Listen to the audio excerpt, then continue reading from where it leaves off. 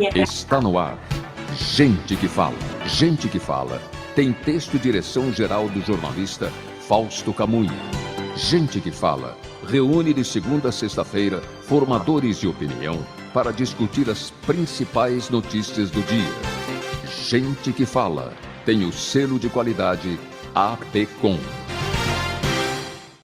Boa tarde, o programa Gente que Fala está começando ao vivo pela Rádio 365, com transmissão também pela AltV, a TV da internet e pelas redes sociais. Instagram, Facebook, nosso canal no YouTube, tudo à sua disposição para você acompanhar a nossa jornada de hoje, quarta-feira, até 13h. A gente quer você aí curtindo, comentando, compartilhando a nossa transmissão. Participe também pelo WhatsApp, fazendo perguntas aos nossos entrevistados. 973350038 é o número, mais uma vez, 973350038. Até aqui você teve o Lucas Neto apresentando o programa Hora do Esporte pela Rádio 365, mas agora é hora do programa Gente que Fala, e às quartas-feiras por aqui sempre os assuntos da saúde, do bem-estar e do comportamento. Eu sou Mauro Frismo, 12:01, vamos apresentar os especialistas de hoje para análise e debate dos temas aqui propostos. Dr. Flávio Fidêncio de Lima, cirurgião bucomaxilofacial, diretor clínico da Encore Clinic. Tudo bem, doutor Flávio? Bem-vindo.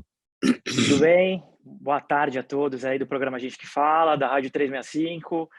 Boa tarde, Mauro, Adriana, meus colegas aqui de hoje de debate, Thaís e o Davidson. Prazer estar com vocês aqui essa tarde. Obrigado pela presença. Também Adriana Severini, psicóloga, especialista em terapia cognitiva comportamental. Tudo bem? Boa tarde, Adriana. Boa tarde, Mauro. Boa tarde, ouvintes. Boa tarde, meus colegas, Flávio, Thaís. É um prazer estar aqui com vocês, falando sobre vários temas super importantes. Vamos a eles já, seguindo aqui com a apresentação da Thaís Domingues, doutora Thaís Domingues, ginecologista, especialista em reprodução assistida. Ela é coordenadora da unidade Santa Joana e sócia-diretora do grupo Huntington Medicina Reprodutiva. Tudo bem, doutora Thaís? Bem-vinda, boa tarde. Tudo ótimo, Mauro. Obrigada pelo convite, oportunidade. Boa tarde para todos vocês, todos os colegas daqui, toda a audiência. É extremamente importante cada vez mais esses temas relevantes serem discutidos. Então, estou muito feliz de estar aqui hoje com vocês. E também com a gente o Davidson Pedrosa. Ele é empreendedor, investidor, mentor, autor e palestrante. Davidson, como vai? Tudo bem? Boa tarde. Tudo ótimo. Muito obrigado pelo convite. Acho que nós temos temas fantásticos para serem discutidos hoje. E talvez, principalmente na relevância dos temas de saúde mental, inteligência emocional, que vai caber muito bem nesse programa de hoje. Obrigado pelo convite. Obrigado pela presença. Então vamos aos temas, 12:03 agora. Chega ao fim hoje, após 5 anos de vigência, a portaria do Ministério da Educação que suspendia a abertura de novos cursos de medicina no país. A norma foi editada no governo Michel Temer, com o apoio de entidades médicas, para frear o aumento indiscriminado de escolas médicas sem a qualidade adequada. Na prática, porém, milhares de vagas foram criadas nesse período por meio de ações judiciais. E o MEC acumula hoje 225 processos para a abertura de novos cursos, o que traria um incremento de 20 mil vagas nas quase 42 mil já existentes. Doutor Flávio, eu começo a respeito com você esse tema. Bom, uma coisa foi, durante esse período, essa suspensão com o propósito, como eu destaquei aqui na nossa nota, de frear o aumento indiscriminado de escolas médicas sem qualidade adequada. Ou seja, esse freio já não tem mais a partir de hoje. O que a gente precisa entender é o que foi feito nesse período, aí, ao longo de 5 anos, para que a partir de agora, com as vagas, né, podendo ser criadas, digamos assim, que elas venham com a qualidade adequada que todos esperam, né? Sua avaliação. Com certeza, Mauro. Eu acho que todos os colegas aqui, todos os ouvintes devem concordar com a gente. Basicamente, é super importante, né? A gente dar saúde a todos. O Brasil é um país muito grande e eu acho que nada melhor do que a gente ter pessoas, né, profissionais qualificados aqui, formados no nosso país. Mas, em contrapartida, eu acho que é importante também a gente ter, né, esse crivo, né, de quanto os cursos vão abrir. Na área da saúde, né, na época da pandemia, agora acho que bastante entidades, né, acabaram dando suas opiniões por conta da democratização do ensino. Mas a gente tem que tomar um pouco de cuidado, eu acho, porque toda a área médica, eu acho que tem que ter um preparo, tem que ter né, um lugar adequado para se ter esse estudo.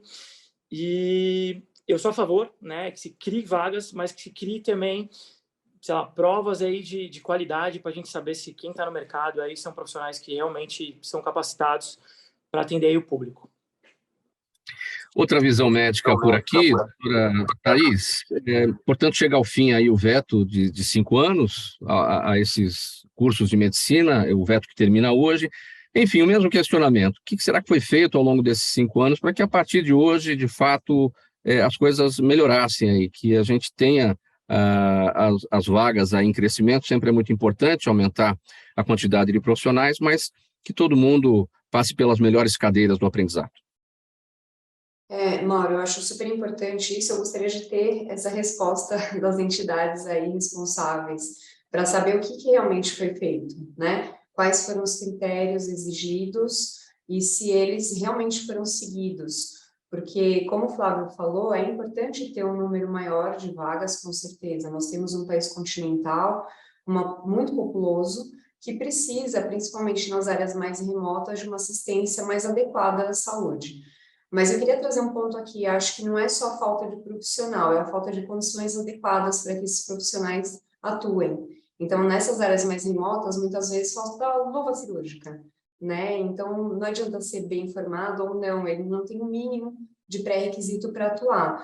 Então, mesmo essa ação do Mais Médicos, né, de trazer médicos de fora, eu acho que a gente tem uma população aqui que pode suprir a nossa demanda para fazer assistência aos mais desassistidos, né? Mas a população como um todo. E não existe um processo de revalidação adequada, né? Isso eu estava tentando se tirar um pouquinho do foco. Então, é um ponto importante, tanto para essa ação do Mais Médicos, quanto para a abertura de novas faculdades. A gente precisa aumentar o número de profissionais, mas só que eles têm que ser bem qualificados e precisam de uma infraestrutura muito adequada para atuar, senão não vale de nada ter novos cursos e mais profissionais. Sim, mais profissionais, melhores condições de trabalho, como você destacou, e também o fato da medicina evoluir a passos tão largos por conta da tecnologia, por conta de toda a automatização, né, que a gente verifica aí ao longo dos anos, e que não necessariamente isso os cursos estejam na mesma velocidade desse crescimento, dessa evolução. Ou seja, acho que a academia muitas vezes fica um pouco para trás, né? Tem uma demora para acompanhar esse passo, e aí isso acaba comprometendo também a formação dos profissionais. Então a academia também tem que olhar para essa evolução, né, para correr atrás o mais rápido possível e oferecer o melhor profissional que vai buscar a medicina. Sua avaliação. É isso, perfeito. A gente precisa acompanhar a evolução médica, com certeza, mas grande parte da população também consegue ser bem assistida no que a gente chama de assistência primária à saúde, né? Mas para fazer uma boa assistência primária à saúde, o profissional precisa ser bem qualificado, então preciso de um bom curso de medicina, não adianta só abrir vários. Por quê? Aí ele vai direcionar os pacientes que realmente precisam de toda essa evolução que você comentou. Então, a graduação, né, de medicina também precisa entender essa evolução para saber direcionar quais exames solicitar, qual tratamento mais específico, né? Eu não preciso de ressonância magnética para todo mundo, mas de repente uma coleta de Papa Nicolau que eu consigo fazer com pouquíssimo recurso, né, por todo o Brasil, isso pode ser feito, e eu preciso saber direcionar quem vai precisar de uma cirurgia robótica, né? Não é todo mundo que precisa de uma cirurgia robótica, mas o curso ele precisa oferecer esse ensinamento e essas indicações adequadas. Então, com certeza, o que você falou tem toda a validade. Adriana, seu olhar sobre esse tema, sim, pode seguir. Eu ia falar, eu vejo por um outro viés também da saúde, assim, a saúde mental para os médicos, porque a gente vê principalmente os médicos que trabalham para a área pública, eles fazendo plantões de 24 horas, alguns de 32 horas, então vários deles estão com vários problemas mentais, de estresse, burnout, depressão, que não foi só acarretar, só assim, piorou muito com a Covid, mas que eles já vinham trazendo. Tanto é o burnout que começou com a classe médica pelo excesso de trabalho, e eles tomam com esses plantões de 24 horas, 36 horas, como uma coisa normal. Porque quando a gente fala para um profissional de outra classe social, de outra classe média, de outra classe trabalhadora, nossa, como alguém trabalha 24 horas, 12 horas todos os dias direto, todo mundo, nossa, que absurdo. Mas para os médicos, eles falam, não, esse plantão de hoje é um plantão tranquilo, vai ser só de 12 horas. Então, o plantão de 24 horas é alguma coisa corriqueira e que realmente afeta muito a saúde mental. E eles têm uma cobrança muito forte, eles têm a cobrança da população que está ali esperando ser atendido há muito tempo, que tem uma fila enorme, e ele tem a cobrança do outro lado dos hospitais, que ele atenda aquela população num tempo muito pequeno. Eu tenho relato de médicos que são meus pacientes, que eles têm, 4 minutos para atender um paciente, porque senão ele é cobrado pelo sistema de saúde, e aí, se ele atende em 4 minutos, ele é cobrado pelo paciente que passou ali 3 horas esperando para ser atendido. Então, ele sofre uma pressão muito grande. Então, precisa, além dessa qualificação nas universidades, certificar que é uma qualificação boa, ele precisa também ter todo esse acolhimento na hora que ele vai para o sistema público de saúde. Então, de entender que 4 minutos, 5 minutos, não é um tempo hábil para ele poder fazer um atendimento adequado para uma pessoa. Então, ele é pressionado por todos os lados. Muitas vezes a gente se pergunta, né, quando a gente vai ao médico, principalmente no pronto atendimento, e você vê ali aquela carga extenuante daquele plantonista que está ali, eu me pergunto, mas quem é que cuida deste médico, né? Quem é o médico deste médico, né? Você tem atendido médicos, enfim, como é que está a saúde mental do profissional?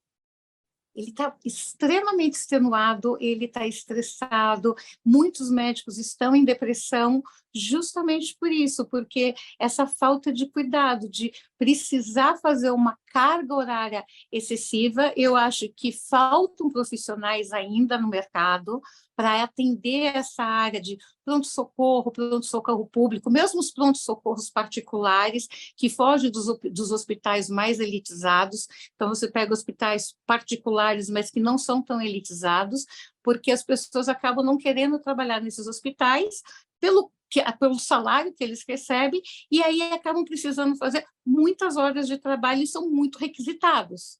Então, acabam fazendo 36 horas de plantão, que é muita coisa. Mesmo num pronto-socorro, é muita coisa. Então, eles estão muito cansados. Então, você vê um estresse. Sim. A gente está com um problema no seu áudio. Adriana, deixa eu seguir aqui com o Davidson. Davidson, você está na escuta. Sua avaliação sobre esse nosso tema, veto de 5 anos a novos cursos de medicina, terminando hoje. Sua expectativa, seu olhar sobre o tema. Na realidade, é um tema até preocupante, porque no meio disso tudo, né, precisa trabalhar uma cultura organizacional muito forte, né, e talvez seja o grande problema hoje para controlar todas essas questões, né? Então, e a gente percebe o tanto que a gente tem disparidade para esses temas, né? Remuneração, oportunidade de crescimento. Então, são temas que precisam realmente ser discutidos para poder ter avanço nesses temas. Deixa eu voltar para a Adriana, que a conexão dela, acho que agora travou. Está ouvindo a gente, Adriana? Até para concluir esse tema, a gente passar para o próximo. O que a gente não quer, por exemplo, é consultar um cardiologista e ver que ele não está bem, e ele te falar assim, olha, não fuma, não beba, perca peso, e ele está nessa condição, né? Por conta justamente de todo esse acúmulo de estresse e a saúde mental que não vai bem, né? Só para sua conclusão, para a gente partir para o próximo tema. Então, é isso mesmo, é a gente poder dar essa oportunidade para que ele tenha uma boa remuneração, ter toda uma estrutura, como nosso colega estava falando, que é maior que a estrutura da empresa, que possa propiciar uma boa remuneração para que ele possa se cuidar e ele ser o exemplo daquilo que ele está falando para o próprio paciente dele. Sim. 12h15, pessoal, programa Gente que Fala no ar, edição de quarta-feira, com os assuntos da saúde, do bem-estar e do comportamento, aqui pela Rádio 365, também com transmissão pela Altivia, TV da internet e pelas redes sociais. Doutor Flávio, a cirurgia ortognática, procurada por motivos ligados à saúde ou por motivos estéticos também, evoluiu muito nos últimos anos, tornando-se minimamente invasiva e facilitando muito o seu pós-operatório. A cirurgia promove o avanço maxilomandibular, o que ajuda a alargar a área superior do trato respiratório, além de alongar a musculatura e os tendões dessa região. O resultado, além do estético, melhora a mastigação e a respiração, combatendo a apneia, o ronco, a insônia e o cansaço constante. Qual que é a prevalência desse problema no Brasil, este problema do avanço maxilomandibular e a ponto da necessidade desta cirurgia, com esse nome difícil de falar, ortognático? Difícil, especialidade difícil de falar, cirurgia difícil de falar, mas o pós-operatório hoje fácil de se passar. De novo, aí, muito obrigado pela oportunidade, né, o convite aí de falar um pouco mais sobre o tema. Basicamente, cirurgia ortognática, como a Adriana estava falando aí, acaba contemplando vários meios, inclusive o meio, né, psiquiátrico, psicológico do paciente. Basicamente, o Brasil, um país que se tem muita imigração de várias pessoas aí do mundo, né, então a gente tem uma diversidade cultural muito grande aqui no país, e o problema se tem muito, né? Falando de uma forma mais informal para todos os telespectadores aí meio que conseguirem, os nossos ouvintes aí entender, cirurgia ortognática é indicado, né? Principalmente para aqueles casos que o paciente tem um pouco do queixo para frente ou queixo um pouco mais para trás. Brasil, como a gente tem essa diversidade étnica muito grande, né? Sei lá, o pai é italiano, a mãe é descendente de, sei lá, de japonês. Então, a gente acaba tendo uma bagunça toda aí nessa parte também do desenvolvimento facial. Muito era indicado antes, né, a cirurgia para corrigir esses problemas de mordida, de má oclusão. E aí, quando não se falava muito em estética, também não se pensava muito no pós-operatório, em técnicas menores, né, em tecnologia. Hoje a gente consegue fazer uma cirurgia ortognática, né, para corrigir todo esse problema de oclusão dos nossos pacientes. A parte de respiração também acaba sendo muito importante, cada vez mais aí a gente acaba sendo um dos profissionais responsáveis para tratar esse problema do sono do paciente, porque aquele paciente que respira mal, ele vai dormir pior, ele já às vezes fez uma cirurgia de septo, ele já fez às vezes uma cirurgia ali para corrigir alguma coisa, ele já passou no endócrino para perder peso, ele já passou com a Adriana lá para melhorar a qualidade de vida dele, diminuir estresse e dormir melhor, mas mesmo assim, às vezes acaba tendo esse tipo de problema, então a gente pode sim fazer esse avanço, né, do maxilar, esse avanço maxilomandibular aí para a gente conseguir melhorar a parte do sono desse paciente, a parte respiratória dos nossos pacientes. Era uma cirurgia para, né, quem conhecia antigamente, o próprio dentista, o ortodontista, alguém que indicava essa cirurgia para a gente, acabava sempre falando, o teu caso tem indicação de fazer, mas é uma cirurgia, né, muito perigosa, muito, né, invasiva. E hoje a gente sabe que não, né, com o advento de novas tecnologias, né, de planejamento virtual que a gente acaba fazendo, a gente consegue operar. Tem uma cirurgia agora 2 horas da tarde, eu consigo liberar esse paciente amanhã, né, para ter alta, e basicamente, sei lá, em 7, 10 dias ele já está voltando com a dieta dele um pouco menos pastosa. E aí, né, claro, assim, amanhã, paciente que eu estou operando hoje à tarde, vou operar uma paciente hoje à tarde, agora às 2, amanhã já está respirando melhor, já está conseguindo aí se alimentar de uma forma um pouco mais diferente agora no começo, né, um pouco mais criteriosa, mais cremoso, né, alimentação cremosa e líquida, mas a especialidade é muito boa, né, a gente consegue melhorar muito a qualidade de vida dos nossos pacientes. Quais são os critérios usados para definição, para indicação ali mesmo da cirurgia? É mais aquele ligado à saúde, a pessoa que tem problemas como a apneia, que é um risco iminente de morte, né? A apneia, o ronco, enfim. Ou mais a questão estética, a pessoa que, justamente, você estava explicando, tem o queixo mais avançado ou mais retraído e quer fazer a correção, quer dar uma simetria melhor para isso? A gente vive hoje num mundo, né, que acaba sendo bastante superficial por conta de rede social, de várias coisas, então muita gente busca a gente por conta, né? Muitos pacientes buscam a gente por conta das queixas estéticas, né, que eles acabam tendo. Então o queixo mais para frente, aquela história do bullying, né, que às vezes sofreu a vida inteira, ou o queixo mais para trás. Mas todas as operadoras de saúde, né, tem que autorizar o procedimento, tem que, né, acaba entrando no hall da ANS, a cirurgia ortognática, por conta dos problemas funcionais serem mais importantes do que a parte estética. Não é que a gente está falando que a gente faz só cirurgia para corrigir as queixas funcionais dos nossos pacientes, né? Que a gente trabalha com o rosto. Então, hoje, além de eu melhorar a parte de mastigação desse paciente, além de eu melhorar a parte respiratória desse paciente, né? De respiração nasal desse paciente, eu tenho também que contribuir com a parte estética. Mas são pilares, né? Que a gente acaba dizendo. A parte funcional de fonação, de mastigação, acaba sendo a primeira parte ali do nosso pilar, a parte respiratória também, e aí a estética acaba sendo um super ganho. Mesmo hoje, muitos pacientes buscando a gente por conta dessa parte estética. Geralmente, a pessoa que tem problemas relacionados ao sono, por conta dessa disfunção, acho que a gente pode dizer dessa forma, dessa disfunção, acabam procurando primeiramente o otorrino, para tentar ver se ele tem ali as possíveis soluções para o problema.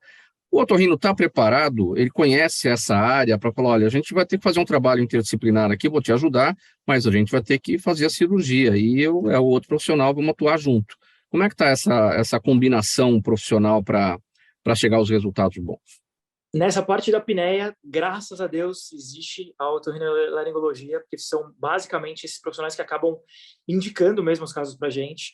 Então, antes do paciente vir para uma cirurgia ortognática, né, vai ter que fazer um avanço da maxila, da mandíbula, esse paciente ele já passou por várias pessoas, né?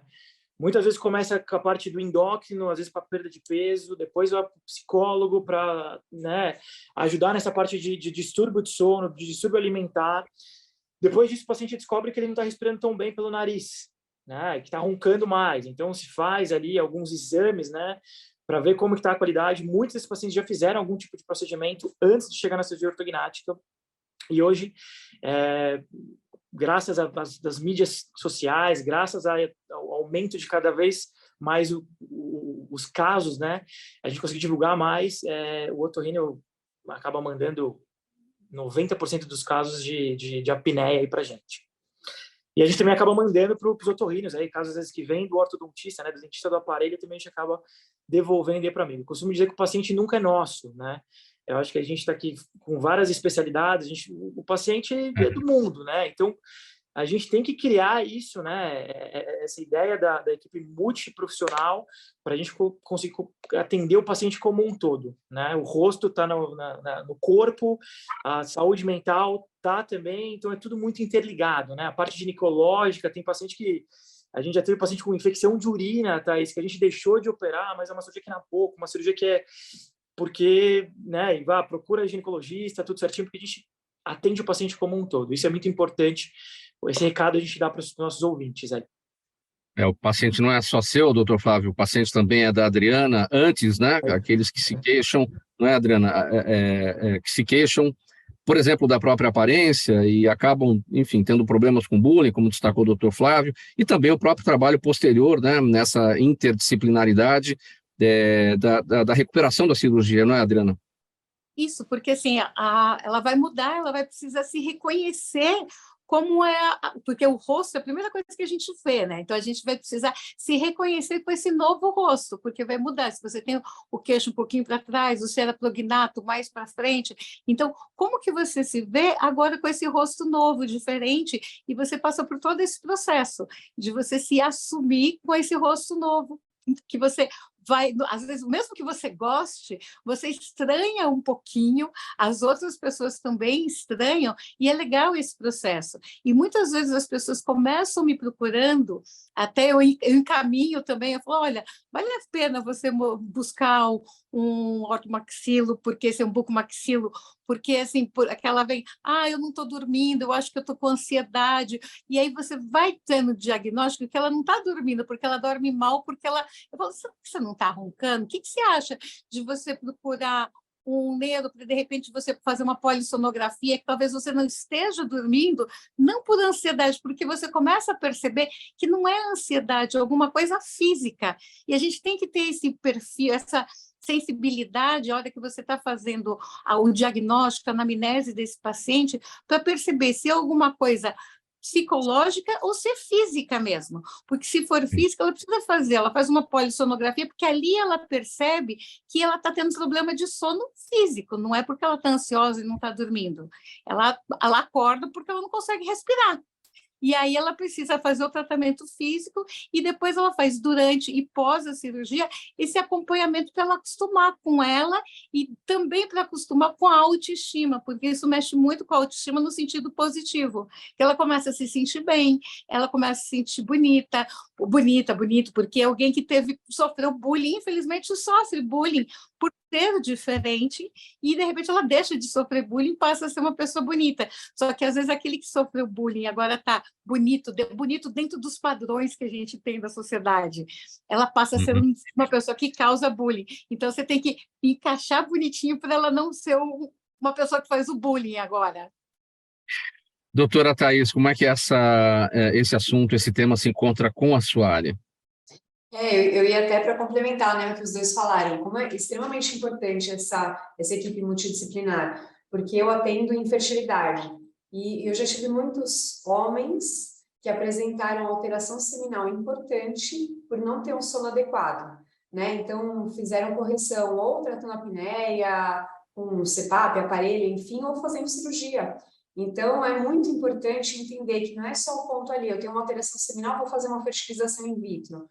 Não, se é uma paciente, um casal jovem, que tem uma boa chance de engravidar natural, vamos rever um pouquinho tudo isso, né? Então, vamos corrigir a parte do sono, dali 3, 6 meses ele consegue readequar a produção seminal e, de repente, engravidar natural. Então, é muito, muito importante mesmo isso que o Flávio falou, a paciente não é nossa, né? A paciente, o paciente, né, o casal, enfim, é o foco, mas que tem várias abordagens que podem caber para tratar aquele casal, aquele paciente. Então, é muito importante. 12h27, você está na Rádio 365, acompanhando o programa Gente que Fala, edição de quarta-feira. São os assuntos da saúde, do bem-estar e do comportamento por aqui. Transmissão também pela OTV, a TV da internet, e também pelas redes sociais, Instagram, Facebook e o nosso canal no YouTube. Adriana, vamos falar de um outro tema aqui no Gente que Fala. Muitas pessoas têm a tendência de acreditar que só mais um pouco não vai fazer mal a ninguém. Só que não percebem que isso pode fazê-las ultrapassar uma fronteira que talvez não tenha volta. É a árdua tarefa de impor limites, né? É claro que cada um tem sua própria consciência e seus próprios limites, mas para cada pessoa há uma gama imensa de fatores que devem determinar o momento de dizer agora chega. Então, como identificar essa fronteira antes que seja tarde demais, ou seja, antes deste ponto passou do limite, Adriana? Eu acho que a gente vem de uma cultura ainda que tem aquela coisa, mas isso até homens e mulheres, que assim, quando eu falo não quero, a pessoa acha que, não, está fazendo charme, não quer se mostrar fácil demais. E eu acho que a gente precisa entender que quando é não, é realmente não quero, não estou interessada, olha, Mauro, desculpa, você é um cara legal, mas eu não estou interessada, e entender isso. E eu sinto também que está acontecendo o contrário. As mulheres, agora com a gente podendo ter essa facilidade, poder chegar num homem que está interessado, ou numa outra mulher também, independente do meu gênero, do meu interesse sexual, também aceitar esse não. Porque eu vejo que está tendo uma dificuldade muito grande das pessoas ouvirem um não, eu não estou interessada, e conseguir parar por ali. Eu acho que está sendo, as mulheres com relação aos homens, elas estão conseguindo falar não, e tem uma proteção da lei muito grande com relação a isso, virar falar não, elas podem pedir ajuda, eu acho que devem, eu acho que toda vez que acontece uma situação que você se sente importunada, que é a importunação sexual, que você está incomodada, que isso está te afetando, está te incomodando, você não pode ter vergonha de gritar, de chamar ajuda, falar, olha, ele está fazendo isso, ele está me encostando em mim, ele está me apertando, está tentando me beijar e eu não quero, está puxando o meu cabelo, está tentando me agarrar e eu não quero. Mas o que eu vejo é, se é uma pessoa do mesmo gênero fazendo isso com outra, eu vejo que tem uma vergonha de chamar atenção e você acaba se acuando e não fazendo isso. Aí é pior ainda, se é uma mulher fazendo uma importunação sexual com um homem, por vivermos num país machista, o homem se cala, não fala nada porque ele tem vergonha de falar isso. Então, a gente tem que lembrar que existe importunação sexual para todos os gêneros. Então, para gêneros iguais, e de homem para mulher e de mulher para homem. Mas ainda há uma predominância de homens importunando mulheres, em qualquer lugar, seja no ambiente de trabalho, em casa, no transporte coletivo, infelizmente, é onde mais acontece. E numa balada, quando a pessoa sai, as mulheres, às vezes, elas têm vergonha de falar esse não ou de pedir ajuda, porque parece que, assim, eu fui para uma balada, a gente sabe, para uma balada com a intenção de paquerar, mas paquerar uma pessoa que eu tenha interesse também. Então, não é porque eu estou numa balada que qualquer pessoa pode chegar e avançar o limite que eu estou dando. Então, eu tenho que o outro tem que entender que eu tenho esse limite. Se eu falo, olha, desculpa, não estou interessado em você, Mauro, e você precisa, desculpa, tudo bem, valeu, tchau, e vai procurar uma outra pessoa que esteja interessada. Agora, por que a pessoa tem tanta dificuldade em falar não? Você falou em vergonha. Será que também não tem a questão do medo? Porque aquele que parte para uma conquista, ele sempre pensa assim, bom, o não eu já tenho, ele já sabe que o não ele já tem, então ele vai em busca do sim. Então, qual é a dificuldade em falar não, você sabendo que quem está do outro lado já sabe que o não existe? Porque, assim, a gente vem de uma cultura muito grande machista. Então, a pessoa, isso no caso, mais a mulher, a gente sempre aprendeu aquela coisa do jeitinho, você sai, não, você sorri, você tenta, eu vou no banheiro e já volto, daí a pessoa te segura, ela volta. Então, a gente foi uma mudança que aconteceu muito rápido, praticamente do dia para a noite. Então, a gente está começando a se acostumar com isso, porque, de uma certa forma não, a gente acaba ainda se sentindo culpada. Então, pela forma como você acha que você se vestiu, você atraiu a pessoa, você estava disponível demais, você sorriu para a pessoa muito. Então, toda vítima acha que ela fez alguma coisa errada e que deu a falsa impressão para aquela pessoa ter a liberdade de te abordar da forma como ela quisesse e continuar insistindo. Então, esse que é o grande problema. A vítima, ela se sente muito culpada, independente da roupa que ela estiver usando, ela sempre se sente culpada. Eu passei essa má impressão, eu dei o sinal errado para a pessoa, então eu fui a culpada. Então, ela tem vergonha de falar um não direto, de ser mais contundente, de pedir ajuda, porque a culpa foi minha. Eu não deveria ter colocado essa calça mais justa ou esse vestido mais curto, porque parecia que eu estava deixando, que eu queria. A gente está falando até aqui, Adriana, do campo da paquera, do campo da conquista, do campo do flerte, né? Em última instância, do campo do amor. Agora, vamos transportar isso para outras situações particulares do dia a dia, entre marido e mulher, a dificuldade de falar não para determinadas coisas, aquele assunto que incomoda e que já até às vezes esgotou, então não há necessidade mais de falar. No campo do trabalho também, a dificuldade de dizer não para um colega, porque está tendo ali está extrapolando também os limites ali da relação do trabalho.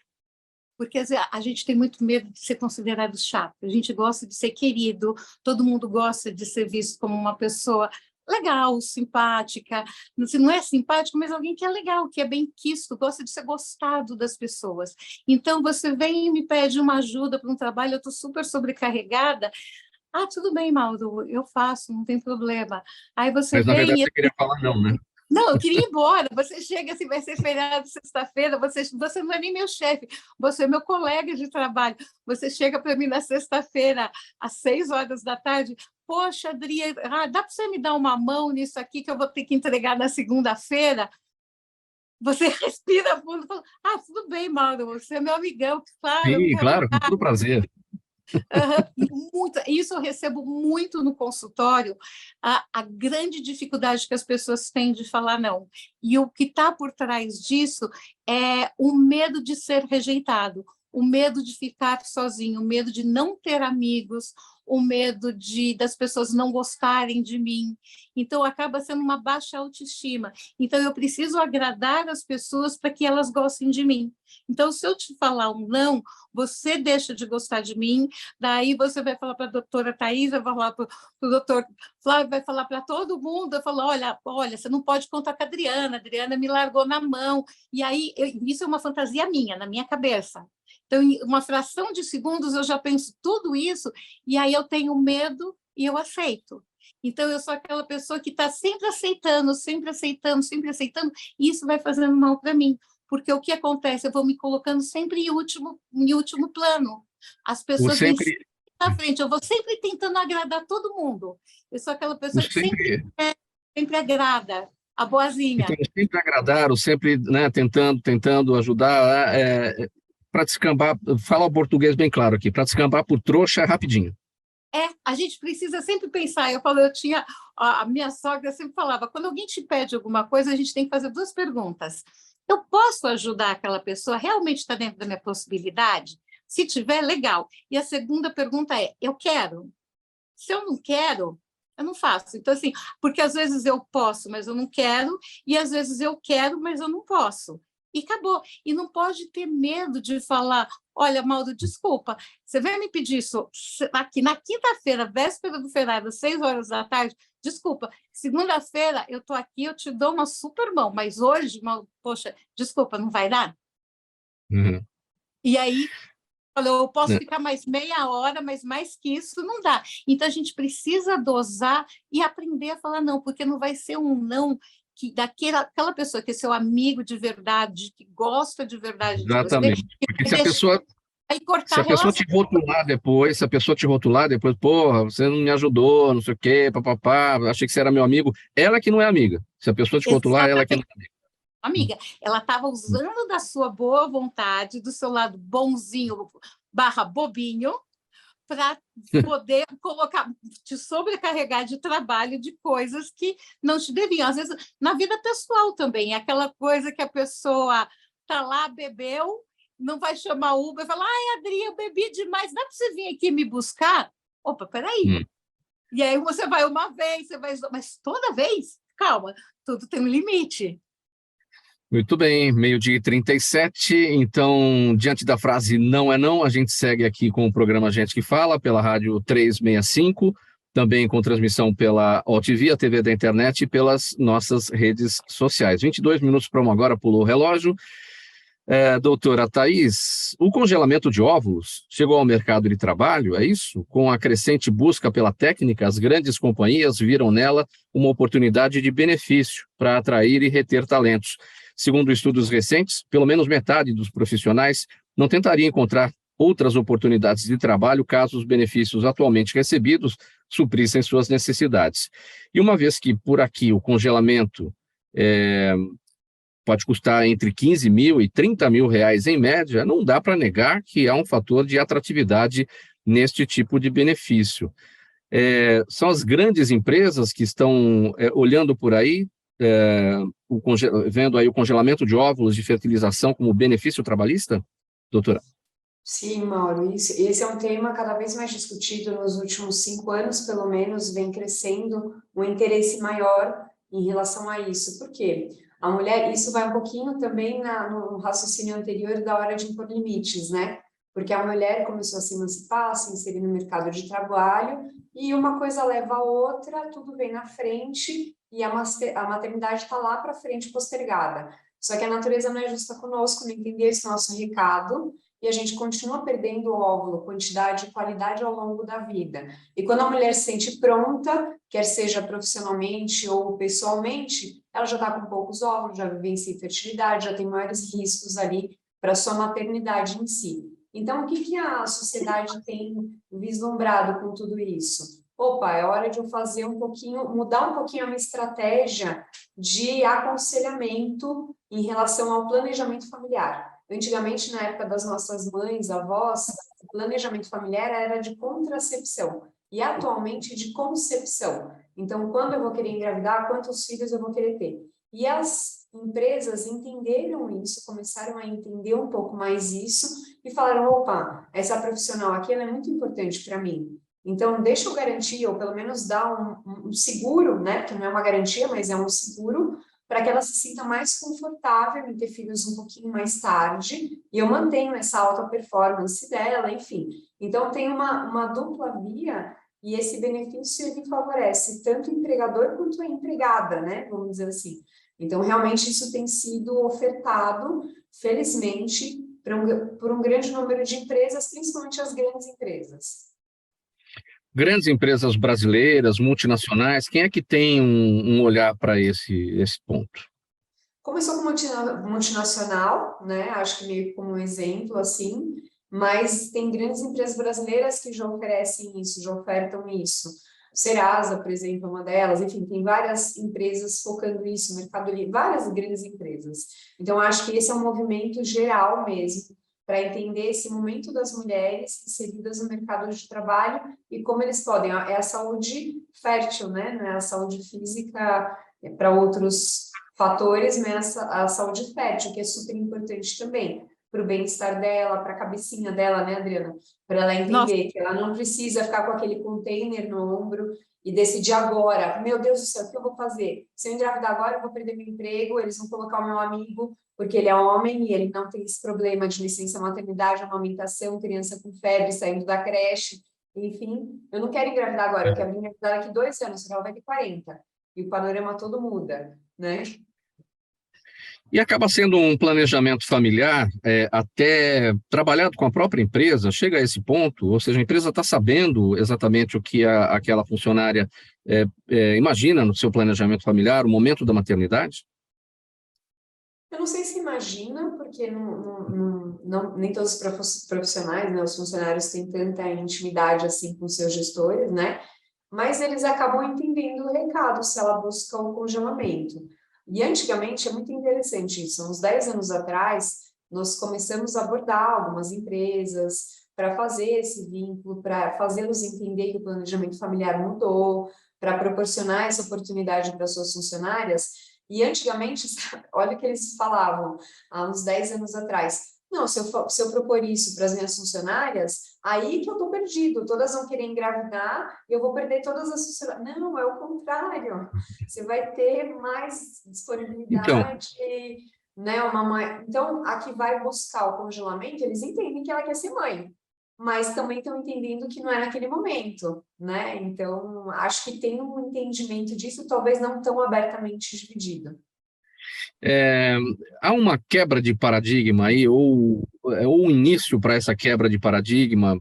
Vamos pegar aquelas empresas que pensam que a mulher não tem que engravidar porque vai atrapalhar a empresa, porque vai na licença maternidade, porque depois quando ela voltar eu vou demitir, enfim, tem muito disso ainda. Então, esse pensamento leva a essa quebra de paradigma?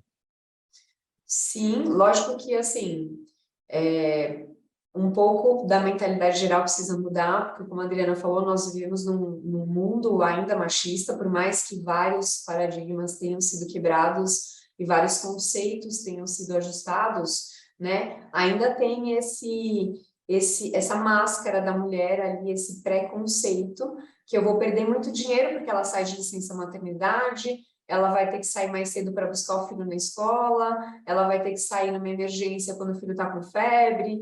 Então, existe isso. E que não é mentira, né? É uma realidade da mulher que vivencia a maternidade, assim. Mas um fato, assim, eu acho que de conforto, talvez, seja naquele momento crucial, eu não vou perder aquela funcionária. Então, talvez ela entenda que ela ela pode se planejar para um momento que eu tenho uma equipe mais completa, mais coesa. Eu acho que o planejamento também da empresa melhora com essa opção para as mulheres. As empresas que adotam essa ideia, adotam essa proposta, certamente não pensam no custo disso, pensam na imagem que ela vai ter também, não só diante do seu colaborador, diante do seu funcionário, mas muitas vezes até do seu cliente final, né, que sabe dessa conduta e aplaude, né? Eu acho que uma coisa importante, né, a empresa quando mantém um funcionário que ele está com a cabeça boa, então que ele não está se preocupando quando vai chegar a idade dela para engravidar tudo, vai ter um profissional que vai render muito mais, eu acho que internamente naquele momento, né? Os dois temas aí, né, que a gente está falando, Adriana, eu aprendi a falar não agora há 1 ano e 3 meses, porque eu tenho uma filha nova agora, e eu acho que depois que você tem filho, você vira a chave, e daí você começa a perceber que no Brasil a gente tem alguns problemas, né, Brasil e mundo, né, educacionais em relação ao não. E minha esposa passou por tudo que a Thaís tem falado agora, né, em relação a essa parte. Ela trabalha numa startup que está em extrema ascensão e que as coisas não têm muito tempo para parar, mas a empresa sempre do lado dela, assim. Então, ela ficou 5 meses de licença maternidade, mais 1 mês de férias, tudo. E a Isabel, que é a psicóloga da Catarina, da minha esposa, Adriana, foi talvez a pessoa que mais trabalhou nesses 5 meses, porque a mulher tem essa cobrança mesmo, né, de, putz, tô saindo agora, será que alguém vai estar no meu lugar? E, né? Então, é difícil. Então, é ótimo que as empresas tenham feito isso, Thaís, porque você consegue manter o teu profissional 100% focado, eu acho, né, naquilo e não tá pensando em outras coisas. Eu vou ter filho, mas eu tô passando dos 30, será que se eu engravidar agora, eu não vou conseguir meu cargo? Então, isso é extremamente, acho que toda empresa tem que fazer isso mesmo. Quero ouvir o Davidson também a respeito desse tema, o Davidson que é empreendedor, que é gestor. Tudo bem, né? Eu diria que nós vivemos tempos difíceis, né? Daria até para dizer que a gente está vivendo aí uma nova economia muito moldada para novos comportamentos, né? E a gente está muito contaminado por esses novos comportamentos, né? E aí, e o tempo todo, até aproveitando a última fala, a gente tem que ficar tentando se ver vivendo o tempo todo, né? A gente tem que ser ator de si mesmo. O sim ou não, né? Que envolve muito a tua essência, né? Aquilo que você realmente quer. Então, e não necessariamente para o outro. Isso eu até aprendi em algumas sessões, né? Primeiro você, segundo você, e se sobrar tempo, você. Então, nesse meio tempo, você também tem que conviver, né? Você tem que conviver em sociedade, você tem que conviver na empresa, você tem que se doar, muitas vezes, ainda sendo você. Então, agora imagina isso tudo, né? Sendo bombardeado numa mudança grande que a gente está vivendo. Talvez num tempo bastante exponencial. Sim. Davidson, eu vou seguir aqui com você no próximo tema, aqui pela Rádio 365, programa Gente que Fala, de quarta-feira, sempre com os assuntos da saúde, do bem-estar e do comportamento. Além da Rádio 365, nossa transmissão pela AltV, a TV da internet, também pelas redes sociais.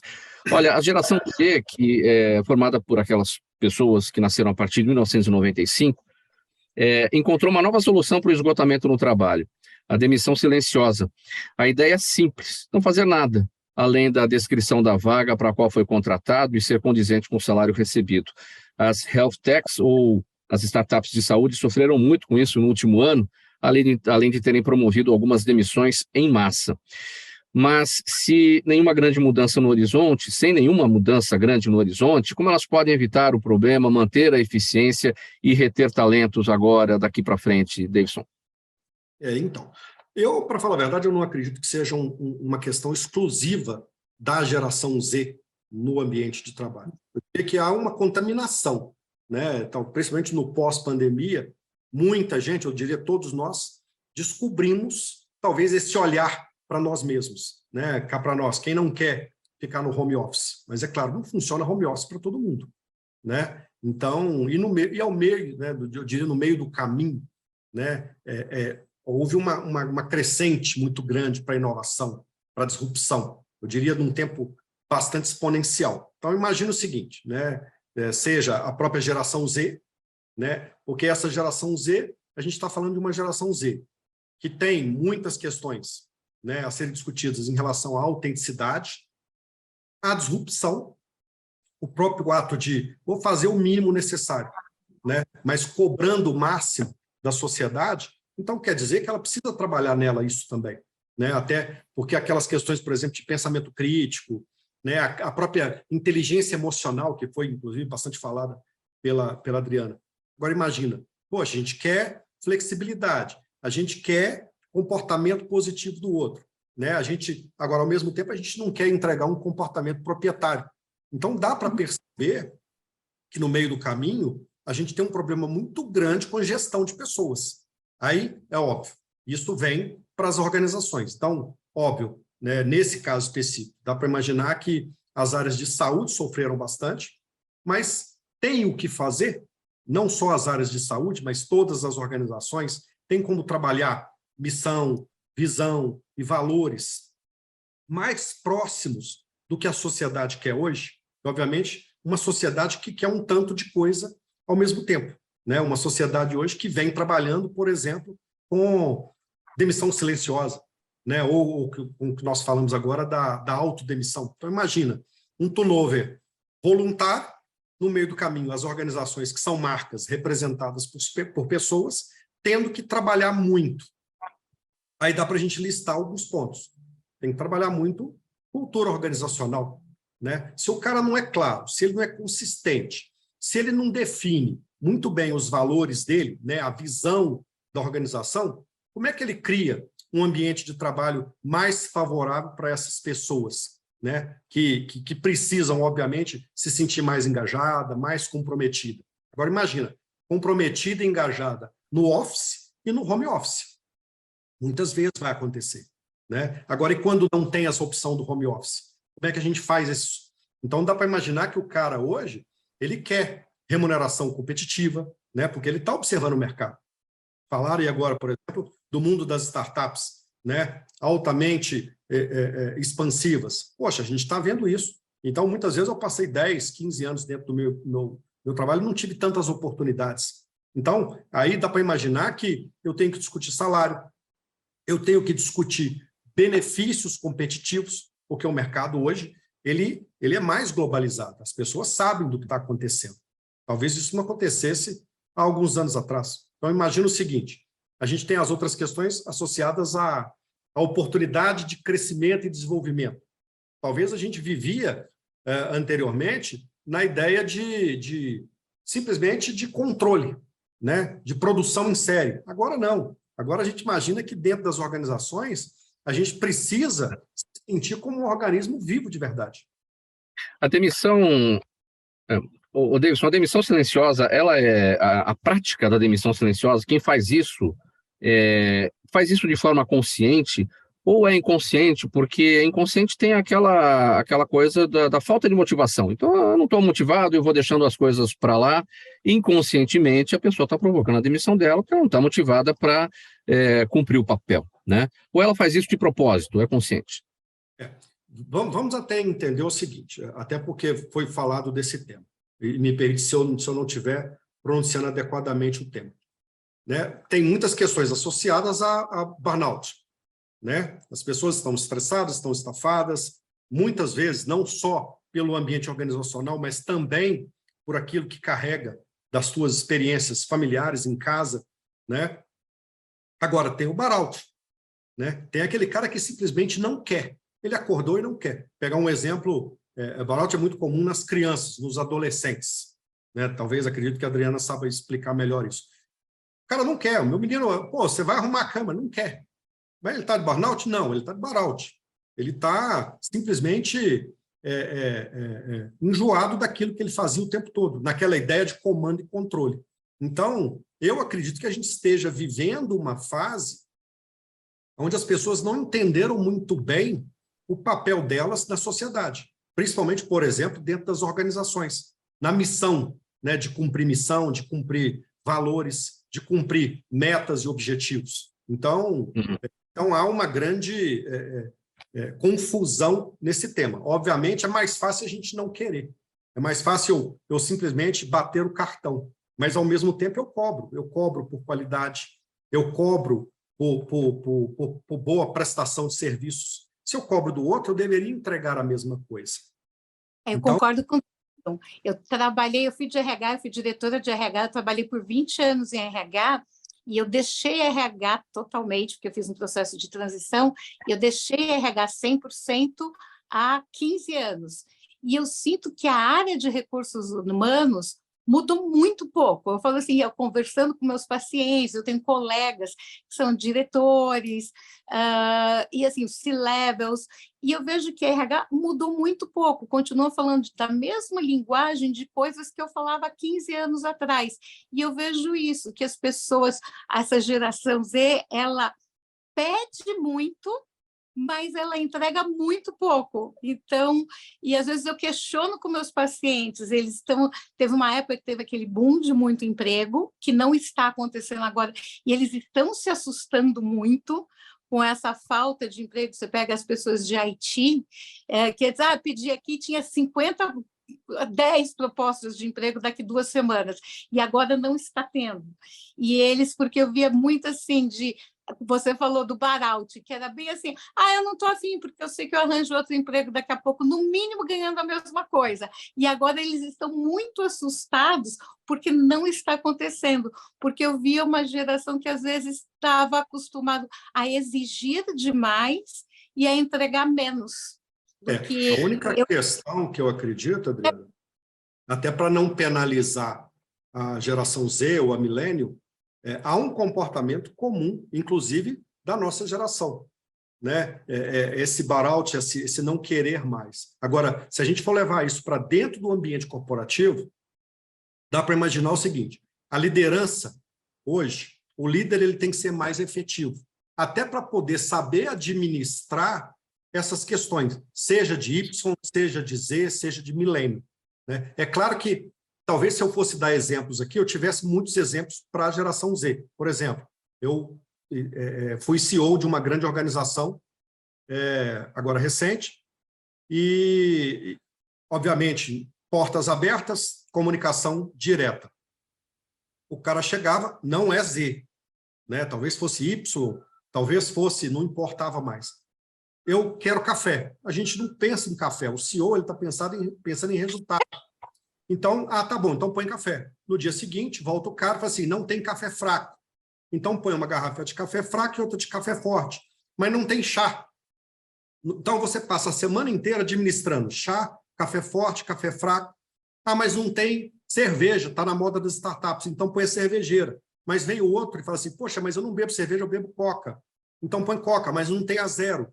Então, imagina, nós, empreendedores, que precisamos correr atrás de resultados, né? Entregar metas, por exemplo, dentro do ambiente de saúde, entregar com qualidade, né? Satisfazer bem o cliente, que é uma das premissas, e, ao mesmo tempo, tendo que resolver problemas internos. Ou mesmo do colaborador que entrou recente, Sim. Aí eu já estou falando de milênio e nem Y, que reclama que acha que o colega do lado falou mal dele. Poxa, eu sou o CEO, eu sou o cara que está gerindo Por isso que eu a acho organização. que, assim, aí, hoje em dia, só sobra o seguinte, poxa, vai bater um papo com o cara, volta aqui depois. Eu acho que, assim, as áreas do RH deveriam evoluir mais para poder dar esse suporte para os diretores de outras áreas, para os C-levels, para poder... eu acho que faltou esse upgrade delas para poder entender essa mudança das pessoas que estão lá dentro, dar esse suporte mais para as pessoas. Pessoal, nosso tempo avançou, eu não vou ter a possibilidade aqui no final das perguntas da nossa audiência, eu vou pedir desculpas aqui em razão disso, mas eu preciso da despedida de cada um, 5 segundos, a Adriana está com a palavra, 5 segundos sua despedida e seus canais para a gente partir para o encerramento, por favor. Pessoal, dúvidas, pode entrar em contato comigo pelo Instagram, Adriana Severine, estou à disposição, foi um prazer participar aqui com vocês. Obrigado. Doutor Flávio, 5 segundos, sua despedida e seus canais. Muito obrigado por todos aí, pela companhia do almoço. As perguntas podem mandar lá também, Flávio F. Lima 07, no Instagram. Doutora Thaís, 5 segundos, sua despedida e seus canais. Tá bom, foi um prazer estar aqui com vocês, falar de temas tão relevantes. No Instagram eu estou como Thaís Domingues Curi, com Y no final, Domingues com S. Também estou super aberta a responder perguntas. E meu e-mail é tdomingues@huntington.com.br. Davidson Pedrosa, 5 segundos. Muito obrigado pela oportunidade. Vocês me encontram nas redes sociais como @Davidson Pedrosa, ou mesmo na rede social da Wayminder, que é a atual startup que eu administro. Muito obrigado pela presença de vocês todos nessa edição do programa Gente que Fala, de quarta-feira, com os assuntos da saúde, do bem-estar e do comportamento. O Dr. Flávio Fidêncio de Lima, também a Adriana Severini, a doutora Thaís Domingues e o Davidson Pedrosa. O programa Gente que Fala é realização da ABCOM, apresentação minha, Mauro Friesman, pauta e redação do Pedro Schiavon, Zenilda Salvato, nossa diretora de produção, jornalista Fausto Camunha, nosso diretor-geral, você ouvinte, você espectador, você internauta, a razão da nossa presença aqui todos os dias. A gente vai colocar um ponto final, chamando aqui na sequência da programação da Rádio 365, o programa O Melhor para a Melhor Idade, apresentado pelo Lucas Neto. Uma boa tarde para todo mundo, a gente volta amanhã ao vivo a partir do meio-dia aqui pela 365, pela Altivia TV da internet e também pelas redes sociais. Tchau, uma boa tarde.